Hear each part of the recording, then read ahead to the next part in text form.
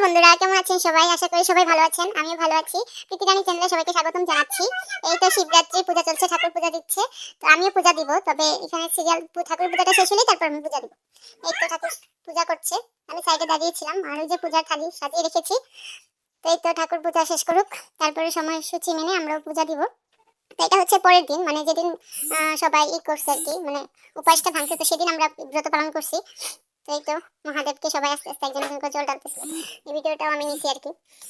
এই যে মহাদেবের মাথায় জলটা ঢালছে, যে যেভাবে পারে ঢালে, কিন্তু নিয়ম আছে, নির্দিষ্ট নিয়মে জল ঢালতে পারলে ভালো। তো এই তো উনি জল দুধ দিচ্ছে, তারপরে দেখা যাচ্ছে বেলপাতা আছে, ফুল আছে। এই তো তো এই যে আমরা লাইনে দাঁড়িয়েছিলাম, দেখেন কত বড় লাইন। এদিকে আবার পূজা শেষ করে আমার ভাই পূজা দিছে, তো ও পূজা শেষ করে অঞ্জলি নিতেছে। এই যে লাইন দেখছেন কত লাইন, এই লাইন ঠেলে আমি অবশ্য পূজাটা দিয়ে দিছি আগে আগে। আমি অঞ্জলিও নিছি, আমার ছেলেও নিছে। তো আমার ভাই আর আমার মামি একজন আছে, উনি অঞ্জলি নিতেছে ঠাকুর সাহেবের কাছে। তো ওই তো এখানে রাধাকৃষ্ণের একটা মূর্তিও আছে, মন্দির আছে আর কি, গোপালের। এই যে এখন আমি আমার জল ঢালার ভিডিওটা দিলাম আপনাদেরকে। পারি না, ভগবানের কাছে নিজের মন থেকে যতটুকু নিয়ম পারি সেভাবেই পূজা দিতে চেষ্টা করছি আর কি।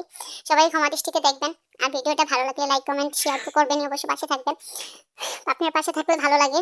আর এই তো শিবের মাথায় জল, দুধ, সবকিছু যা যা লাগে সবকিছু দিয়ে পূজাটা সম্পূর্ণ করছি আপনাদের আশীর্বাদে। ভিডিওটা অনেকদিন হয়ে গেছে, ছাড়বো ছাড়বো বলে ছাড়তে পারতেছিলাম না, এই আর কি। তো ছেলে দুষ্টামি করতেছে, হয়তো বয়সে একটু সমস্যা হতে পারে, সবাই ক্ষমা দৃষ্টিতে দেখবেন।